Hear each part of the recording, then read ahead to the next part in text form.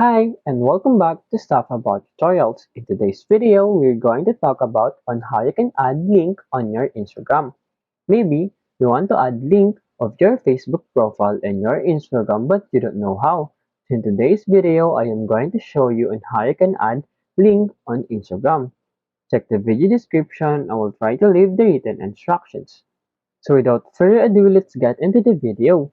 First you need to do is to open your Instagram application and log in with your Instagram account. And then in here, tap on this profile icon at the lower right corner of your screen. And then in here, tap on this edit profile below your profile picture. As you can see in here, add a link. Tap on add link. In here, tap on add Facebook link if you are adding a Facebook link. If you are adding external link, tap on this external link. And then in here, simply tap on this add external link. And then in here, tap on this URL and paste the link. And then here, the title. After that, tap on this check button. As you can see, you added a link.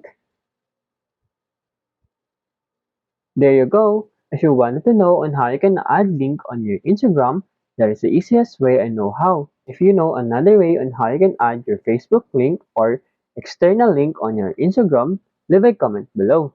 Also, be sure to subscribe for more videos.